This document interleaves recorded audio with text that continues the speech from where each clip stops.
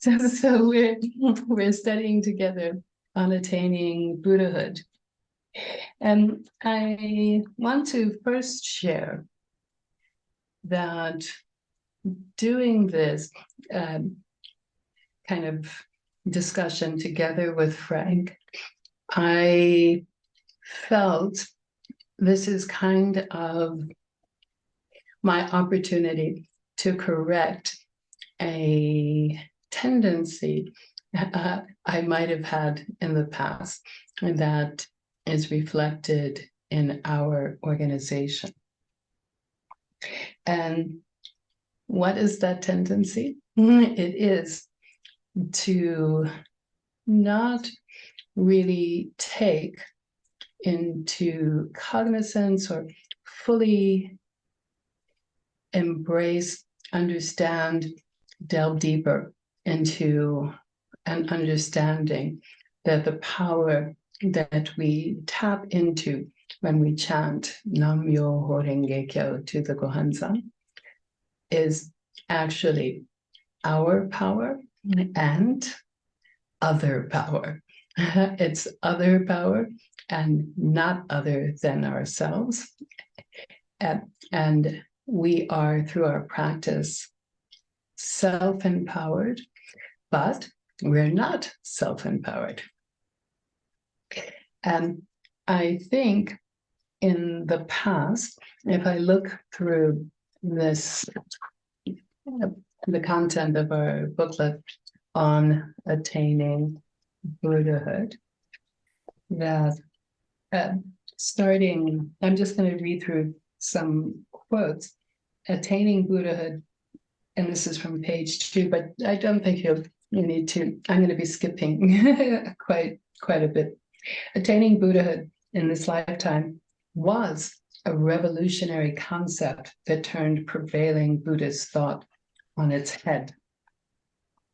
It meant that through the power of faith, in other words, through strengthening our conviction that we possess the Buddha nature, we can break through fundamental darkness, obscuring awareness of our Buddha nature.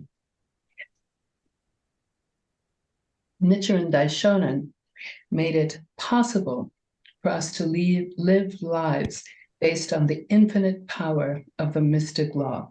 That is, to lead solid and secure lives that give us courage and confidence to be self-reliant. And I think in the past, within our practice, I did focus quite a bit, and I think generally within the organization, there's a focus on self-reliance, taking responsibility for your own life from beginning to end. As we explained the Juzu beads, it's like taking your life in your own hands, like in focusing on the Gosha, on the treasure, that you are the treasure tower of Butsubo. There's no other place to seek. And so really a focus has been that in this practice enables us to actually summon forth the inner truth that pervades the universe and our own selves, and could be described, as it's stated on page 16, a process of establishing a self capable of activating and tapping from within the mystic truth originally inherent in all living beings.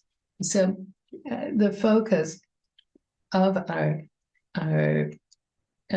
practice, and as we've tried to teach and encourage people to understand that Nichiren established the means by which all people can awaken to the truth of life and the universe within their own lives and actively manifest that truth. So none of that changes. However, for me, it was a real revelation, in a sense, when I came across in volume 2 of the Gosha. In the Gosha, and I'm going to see if I can quickly share. I'm trying to. The meaning of the sacred teachings of the Buddha's lifetime, which is in volume 2 of the Gosha. And in that Gosha, which is on page, the Gosha begins on page 44. I think that's on page 62. Nichiren Daishonin says, now, in the teachings of the Lotus Sutra, people are certainly self-empowered, and yet they are not self-empowered. This is because one's own self or life at the same time possesses the nature of all living beings in the 10 worlds. Therefore, the self, I don't know why this, again, therefore, this self has from the beginning been in possession of one's own realm of Buddhahood and of the realms of Buddhahood possessed by all other living beings. Therefore, when one attains Buddhahood, one does not take on some other or new Buddha identity. Again, in the teachings of the Lotus Sutra, people are certainly other empowered, and yet they are not other empowered. The Buddha, who is considered separate from us, are actually contained, the Buddhas who are considered separate from us are actually contained within our own selves, or the lives of us ordinary people. Those Buddhas manifest the realms of Buddhahood of all living beings in the same manner as we do. So reading that, chanting about that, and really thinking, have I really taken that aspect of we are empowered, but other empowered. We are self-empowered, but not self-empowered. So really coming to understand that. And I think why didn't I kind of fully grasp that before? One aspect perhaps is that when I started practicing in 1981, and there weren't any Gosho books. It was a real translation of the Gosho one by one. And then when they got a compilation, an accumulation of translations, and they published a series of books of the Gosho, and then they compiled all of that into one volume of the Gosho. It was called The Writings. It wasn't called Volume 1, it was the only volume. And that was published in 1999. And so up until then, and it was only in 2006, actually, that Volume 2, containing this Gosho, was actually published and available. So in most of the early years of my practice, almost half of my practice, this Gosho wasn't available and wasn't I don't think we've ever studied this but as a community within the SGI, except Sensei first brought up this concept in his speech at Harvard in 1993, in September 1993. And that address at Harvard was 2.5 months after my first husband died. And I actually, SGI-USA then kind of facilitated me to go to Boston to attend kind of Northeast regional leaders meeting with Sensei, and to get guidance from Mrs. Hachiya immediately after.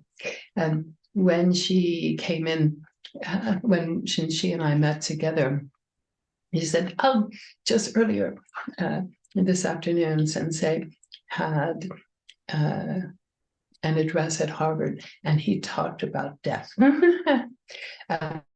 You see, if you look at that speech, which is available on the Daisaku Ikeda website, which is entitled, and I'll just try to bring that up, Mahayana Buddhism in the 21st Century.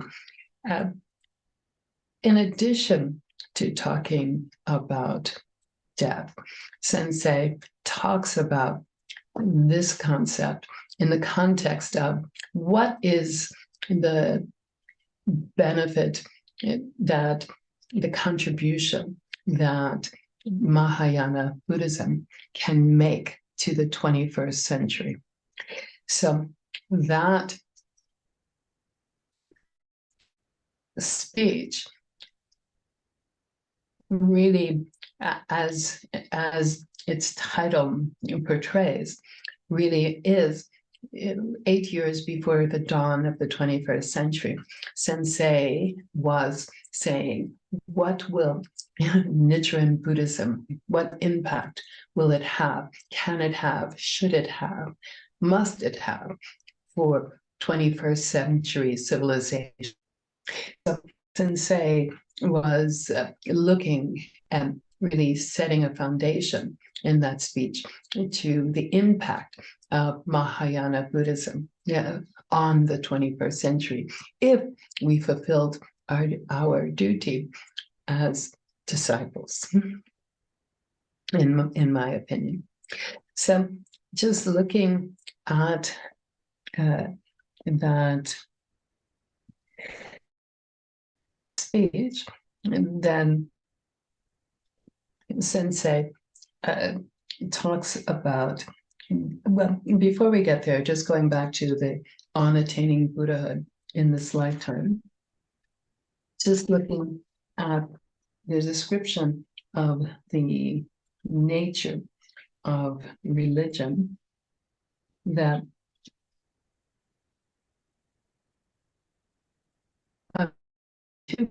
religion is generally held to be a universal endeavor to connect the human being to the infinite, absolute, and sacred. While in a sense, this may be true, it seems that many religions postulate from the outset a separation between the secular and the sacred, and between human beings and gods or Buddhas, and thus seek to bridge that gap. Nichiren, however, regards teachings that view the absolute or sacred as separate from human beings as incomplete. And so that's the difference in revolutionary aspect of Nichiren Buddhism, is there is no separation between the human being and that which is sacred. Human beings contain that sacredness within their own lives. And so this other, not other, empowered, but not self-empowered. The other is beyond what we can consciously grasp. It's beyond our comprehension.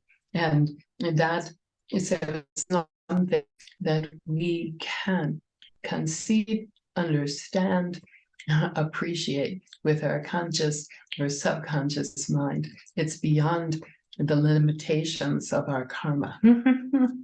And it is opening when we chant. And Nichiren has given us the means to really connect with everything in the universe, the cosmic life force, which is based on compassion.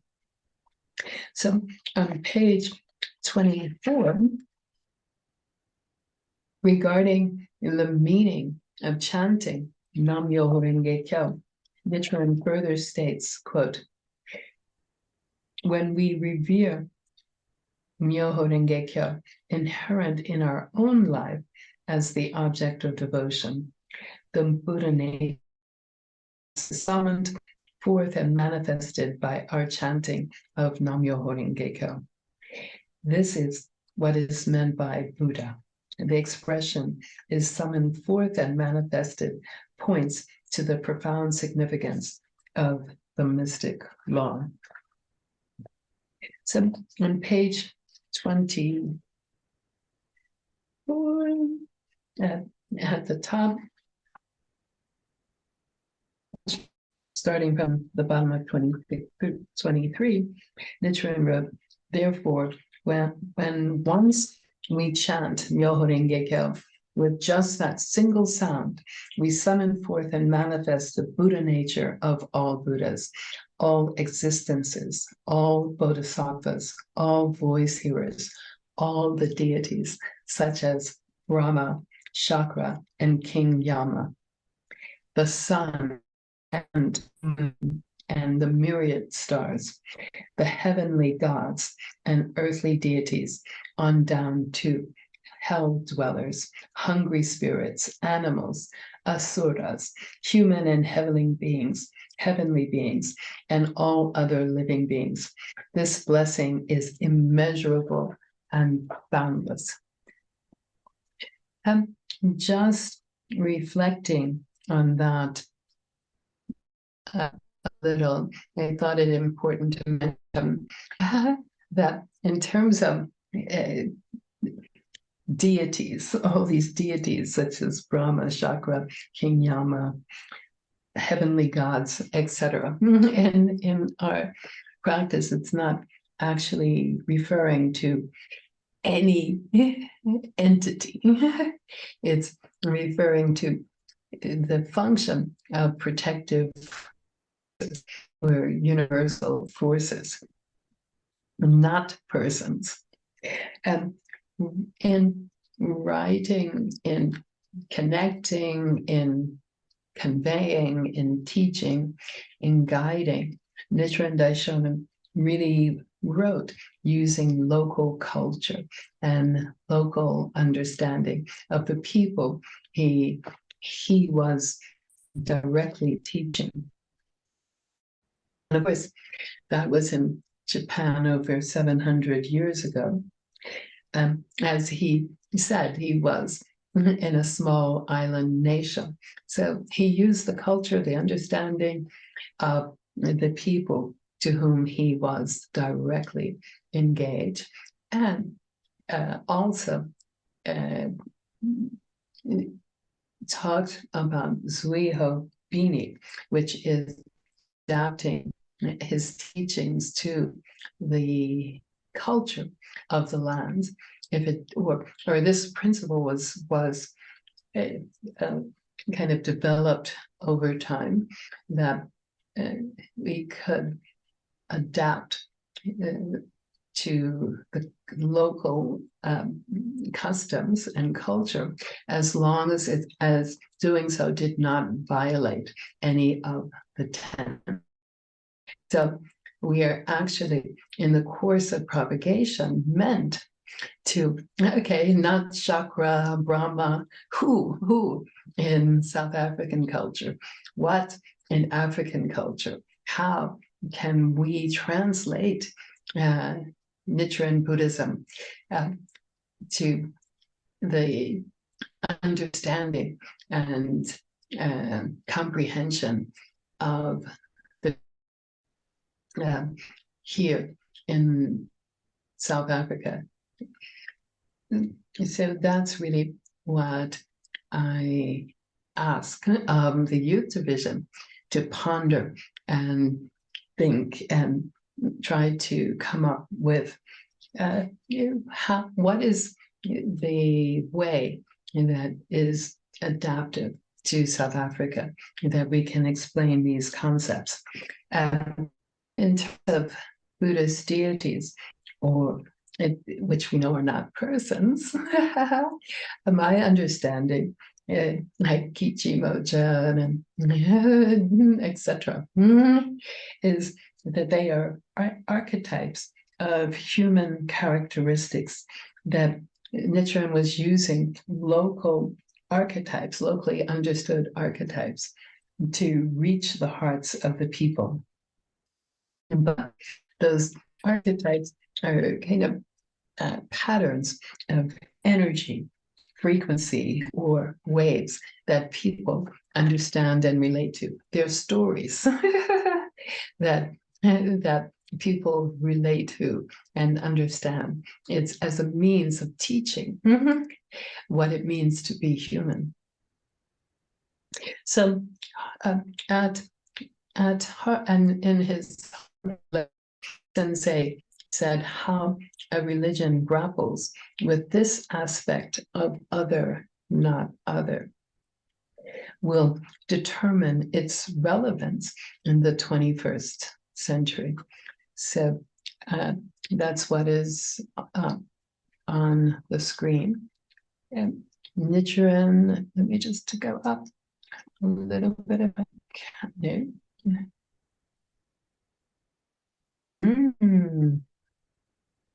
As a result, okay, so just taking from as the results of modern humanity's self-worship make sadly evident. So that's the result if we just see the power within ourselves. Just we're the power. Then is almost leading to egoistic, arrogant self-worship, which unassisted, we are incapable of realizing our full potential. It is only through fusing and merging ourselves with the eternal, that which lies beyond as individuals, that we can manifest the fullest scale of our potential. And yet, that potential is not foreign to us, but is of us, within us, and always has been. Such, I believe, are the implications of Dewey's argument, which is mentioned earlier. Further, the balance each religious tradition strikes between inner and exterior forces, between other, not other, between self-empowered and not self-empowered, will decisively influence that tradition's future viability. How viable is that religion going to be for the people of the 21st century? Is determined by the balance that each religion strikes between these. And he said, not only Buddhists, but all involved in religion must devote careful attention to this relationship. If we are to avoid repeating the history of human enslavement to dogma and religion, and ensure that the religious impulse serves as a vehicle for the restoration and rejuvenation of humanity. Isn't that what our vow and mission is, and particularly here in South Africa? To ensure the restoration and rejuvenation of humanity, of people's spirits, of people's self-respect and dignity at the deepest level. And so how we grapple with that will determine, as Sensei says, the viability of our practice, our religion. And what embracing and thinking about this concept has meant is really affirmed for me that there are myriad possibilities. Of course, echoing Ichinen Sansen, the 3,000 potential possibilities in a single life moment. That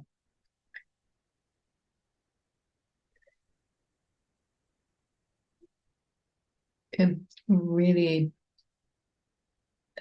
there are so many different ways of perceiving and experiencing the very same thing that is different from others.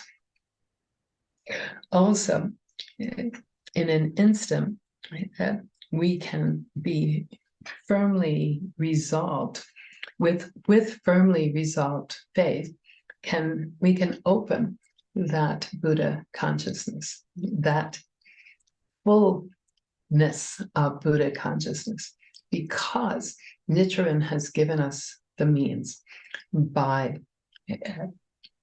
sharing the mystic law of life, Nam-myoho Renge Kyo, and inscribing his life in Sumi ink after the Tatsunokuchi persecution, which took place on the 12th of September, coming up next month, will be really an opportunity to grasp the meaning of that, because immediately after surviving Tatsunokuchi, Nichiren, for the first time, inscribed the a prototype of the Gohanza. And so we are able in an instant now, as humanity, with firmly resolved faith, and that, of course, can be more deeply unpacked. We can open the fullness of Buddha consciousness within ourselves, and in that, it takes me back to the Dragon King's daughter, who said, "Oh, she was young, she was half animal," and the bodhisattvas were like, "Why is this child here? Why is this female child here?" And she was like, "I can attain Buddhahood in an instant. Watch me." And like, and she did. And they didn't know what to make of that, but thereby assuring in the Lotus Sutra that women, affirming that women could, there was no obstacle or blockage or limitation or restriction on the enlightenment of women, and that enlightenment could be attained with in the right conditions and means in an instant. And so one other aspect of recognizing and embracing that it's not only your power that you're tapping to, is really that your power is only a part of the story. Usually when we chant, we come to another way of seeing things, a way that we might come to the Gohansan, and say, I'm going to chant about this, and I'm going to chant in this way, or I'm just deeply troubled. I don't know what to do about this. I don't know how to handle this. I don't know what's, or but when you sit down and chant, it's like the sun comes out and there's the radiant light, and it's something you never considered. It wouldn't have, it's just like becomes clear. And for me, that is really tapping into that fuller power. And so one concept that this also has opened up for me is the concept of surrender. That when you chant about something, you cannot and should not try to direct the fuller workings of the universe, which we cannot fully comprehend. So we can release the delusion of control, and instead chant with the sincerity of a child to its mother. Like taking, Nichiren says it's like taking mother's milk for an infant. And that kind of surrendering to a power that is other and is not self, and is self and also not other, but it really has made me focus or be much more open and much more expansive and much more from a sense of, no, you're not in control, nor you don't know the design of the heavens, and you can't know it, and it's bigger than what you can know. And so just surrender, like taking mother's milk or a child to its mother. So this also means we have to really identify and change if we have a transactional approach to our practice. Like, I'm going to chant so that I can get this. I'm going to do this so I can get that. Basically, your prayer is a transaction. I have to. I should. If I do this, then, which is a real transactional approach, which is not which is fine. If I think most of us started there, in terms of, as we were introduced to the practice, most of us were, oh, you can, which I myself, that's how I started. Exactly. What did I need to achieve through trying this practice? And that's how most people start, which is great and fine. And we then have a responsibility to guide, educate, support, train, inspire, learn, study together with helping them to deepen their understanding once they've entered the path, however they entered the path, to help them to grow, develop, and move forward in that path, to come to a point where they can understand, and we can understand, that we are bodhisattvas of the earth. And therefore, we have in the remotest past made a vow for this to relieve all humanity of its suffering. And that we would particularly vow to appear in the latter day of the law, which we studied in the wisdom of the Lotus Sutra, just what a difficult time it is, how many, the depth of suffering and confusion and challenge that people underwent in the latter day of the law.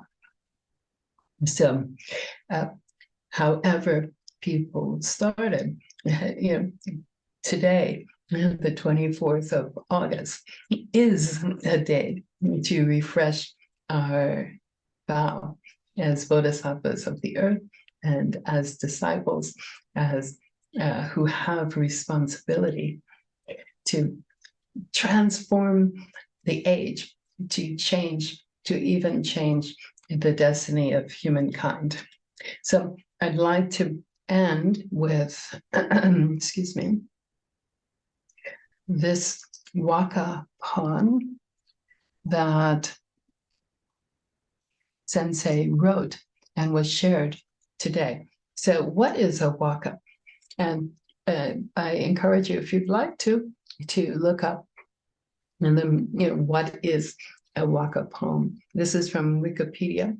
And basically, there's a long history, but waka poems are basically 5 lines, and it's 5 syllables, 7 syllables, 5 syllables, and 7, which is tanka, which now waka is principally tanka poems, and those syllables are of course in Japanese, so they won't be the same in English, but there's to Sensei's poems. If you haven't noticed, you should notice now. So that's the kind of structure of the poems that Sensei has done. And then I'd like to just share the poems that he had shared with us this today. These were published today in the Seikyo Shimbun. And this is the waka poem. You can see it's 5 lines, 1, 2, 3, 4, 5, all of them. And of course, it's not, those syllables are different in English, but let's read them. Who would like to read the first one? I Can will you see it? Okay, the first one, go for it. No, not this one. Joyfully leading a current life on the part of mentor and disciple, realize the Buddha's for the seas, see through your influence as successors. Yay! Great. Thank you, Raunaq. Who would like to read the next one? I'll read. I can. Youth. Go. Youth. Employ the Buddhist wisdom of the middle way. Embrace all humanity and heal our planet. Yay! So the other one is about the Seikyo Shimbun. But who can read that one? I'll go for it. Go for it. With the Seikyo Shimbun, strengthen your faith day by day and month after month, and write a triumphant epic poem of the people. So with the life to life, with our life to life, strengthen your faith, and write a triumphant epic poem. But yes, particularly for today, youth, employ the Buddhist wisdom of the middle way, encompassing other, not other, empowered, not self-empowered, but not self-empowered. Embrace all humanity and heal our planet. Okay, that's it for me. I'll hand over soon. Oh, Frank, I'm sorry I took up so much time, didn't I? Frank, what would you feel comfortable? Can I open up any comments and reflections on what I shared, or would you like to just go ahead and we'll save reflections for the end? What would you like? No, I think I mean that's exactly what I had in mind, in terms of actually reflecting on the discussion we've had, I mean, so far. So thanks very much, Lauren, for the very detailed discussion. I think we have about 15 more minutes. You did indicate that we have a hard stop point at 7:30, so I'm keeping an eye on that. Thank you. Yes. So I think the first thing I wanted to reflect on is what you did indicate about protective functions, so that maybe what is seen within a particular culture, we shouldn't see it as being like something that we are urged to do, to also see that, okay, these are the protective functions within a Japanese setting, or within an Indian or an Asian setting, And I feel, I mean, it's easy for us to bring it to an African context because as Africans, we also have this polytheistic outlook, we are having lots of protective functions, so to speak. So that when we chant, I have always held a view that we are able to activate all the protective functions within the environment that we are in, not necessarily pre-selected ones. And I believe when it came to the Daishonin's execution on the way, he even stopped at Hachiman's shrine, although he wasn't an adherent in a sense of Hachiman, he still could stop there and say, look, so long as I chant, you owe it as a responsibility to protect me. This is your environment, so you wouldn't obviously sit and allow anything happen to a votary of the Lotus Sutra. And for me, I think that's the view we should adopt, that when we chant, all the protective functions wherever we are activated, because we have the confidence that they all pledged to protect the votary of the Lotus Sutra. So that's just the one thing I wanted to reflect on.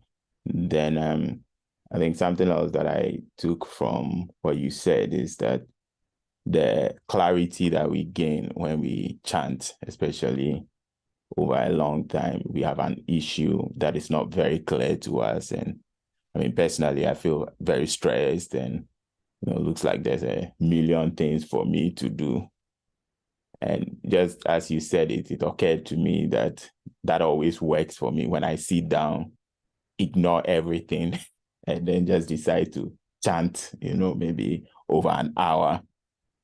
Afterwards, I just feel like things are clearer. I know exactly what should be my priority at this moment. And I no longer feel stressed, I don't, as you mentioned, that would mean that we've tapped into a higher life force or a much bigger life force, so that our lives are no longer limited by, the objective reality of, I have a deadline to meet in a week and I haven't even started the work or, any of this. But once I have that clarity, I'm able to then proceed, with the most important things. And as it turns out, that always works to, for me to relieve stress, so psychologically, I think chanting is very good for me as I've come to understand it, Yeah, then I think I wouldn't take too much more time so other people can also reflect. Is what you did indicate about our initial approach being maybe transactional, that we want to chant so we can overcome problem A or we can get this. I mean, being fine for a start, but then when we realize our mission, which is to guide all people to enlightenment or to help other people become happy as well, our lives suddenly expand, and we have a much deeper view of the practice, than if we were just still stuck in the transactional. And I suppose what could happen also is that if the transaction doesn't seem to work at a certain point where you say, I want this, and yesterday you did make the point that it may not necessarily be the best for our lives at that moment, but then when we chant sincerely, the best thing happens, which could be that we don't get what we were chanting for initially, but over time we realize that, actually our prayers have been answered, and in a much better way than we had anticipated.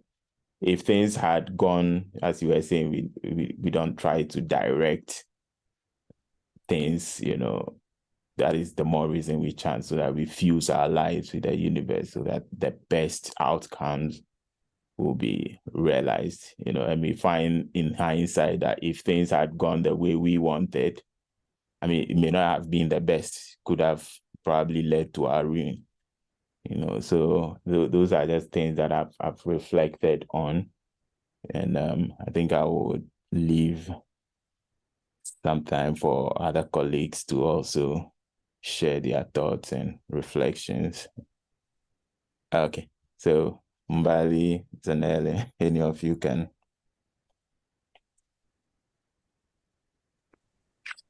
Yay! Welcome back, Ukukhanya Academy. I did not realize just how much I missed having this discussion, with Lauren leading us. And I know we tried it ourselves to sort of read together and discuss what is happening. But there's just something about today where it's like, oh my gosh, like there's so much more insight that we receive from Lauren as our leader that really makes everything just connect, like gives us a deeper understanding. And it's so important because also when we share this with other people, it's important that we have gotten the right basis for the study, if I'm making sense. And speaking of chanting, it was so enlightening today because I don't know, I feel like I've been feeling very disconnected from my chanting because it has felt very transactional. Just this past year where I felt like when I sit in front of my Gohonzon, I have to be chanting for something, and there's just times where you want to sit and you don't want to chant for anything. You just want to chant. And I can't remember if I misunderstood the guidance I received or a discussion that we had previously during lockdown. We had a lot of the online discussions where we're told, or I remember hearing that when you sit in front of your Gohonzon, you must be chanting towards something, And then I always felt like, when I said, I have to, there has to be something that I'm chanting for. And today it just came back to me that you can sit and chant just to get clarity. You can chant for empowerment and other empowerment, or it was just refreshing to know that I can sit in front of my Gohonzon and just be and just chant without it being a transactional based approach, like, I'm chanting for this. And I understood, earthly desires are enlightenment and all of that. But I really just needed today's guidance, just to get back to sitting in front of my Gohonzon and chanting, just sitting there and chanting. So thank you for that. Great. Thanks so much for sharing that, Mali. Yes, we still have some time. Anyone? That's Ronald.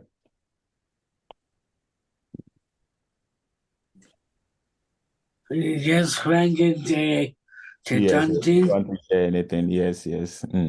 Yes, from chanting makes me most very happy and helpful for others.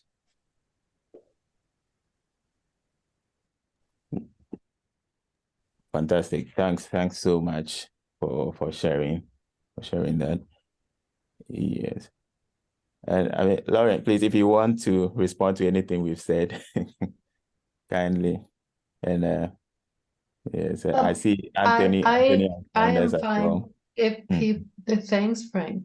Thank you very much. Thank you. Thank you. So I'm fine. If people want to continue for 5 minutes or more, I did say hard stop, but I'm feeling okay. Okay, I fantastic. said hard stop as a result of trying to protect my health, but I'm feeling fine. So Sure. a few more minutes. If people would like to comment, welcome. Okay, great. Thanks so much for that. So that gives us about 10 more minutes. Okay. Yes. Okay. Zaz, I Zanele. noticed you unmuted, then it went back to mute, so maybe we didn't hear you. I think she's struggling with signal. Signal. Okay. Okay. Can Oh, you there hear she me? is. Yes, we can hear you now.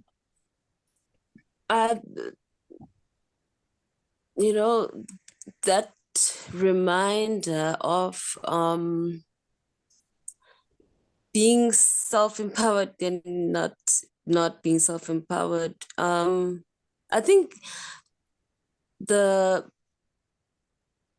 pandemic, the lockdown actually brought to the surface that the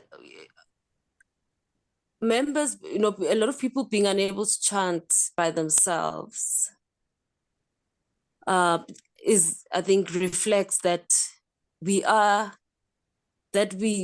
rely or should rely on not only on ourselves, that it's not, the practice is not just about the individual, the person. As much as it's an empowering practice, we need support, we need the community, we need support. And most importantly, to remember that it is actually an empowering, that ours is actually an empowering practice. But, in terms of how do we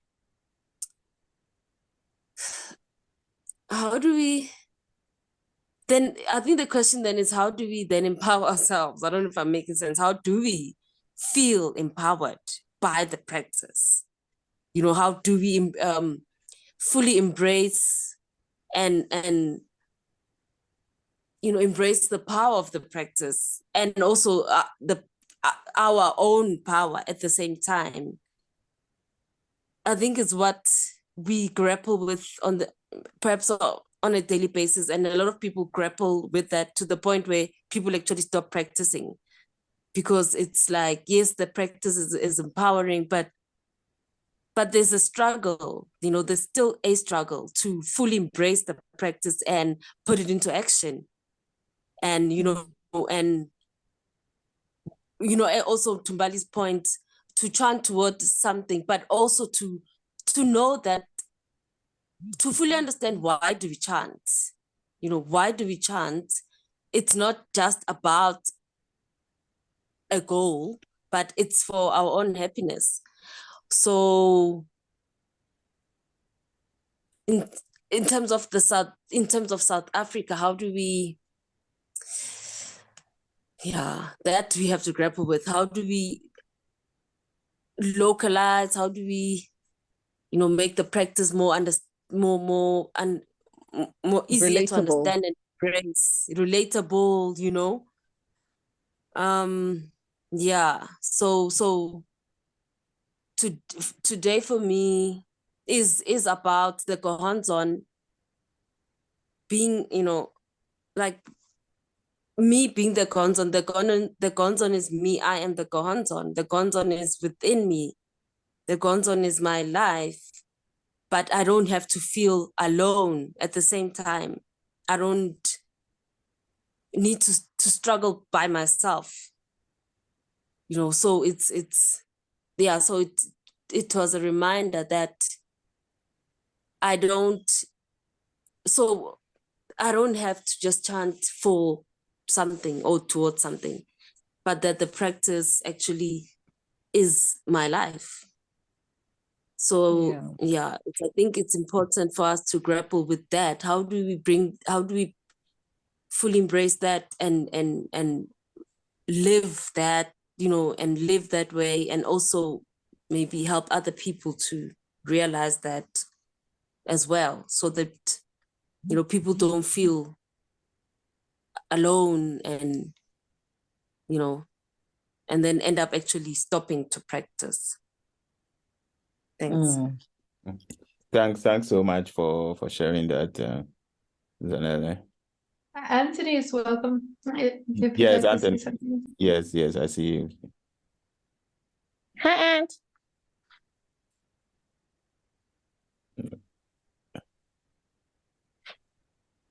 Okay, so there's a problem with Anthony's microphone. Okay, sure. But thanks so much for joining us. Okay. Yes. Can I respond? Yes, to, please. What in that point of you have to be chanting for something? No, you don't have to. And I guess in the range of how you can be chanting and fusing with your Gohansa includes surrender. Yes. Just surrendering.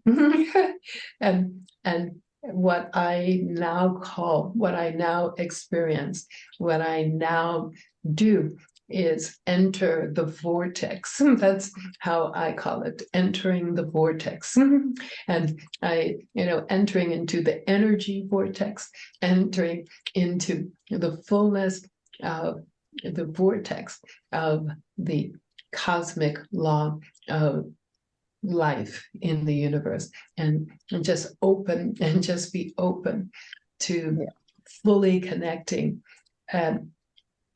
without condition, without limitation, without restriction, without requirement, without trying to direct. I just open my life fully, and for me that's a much more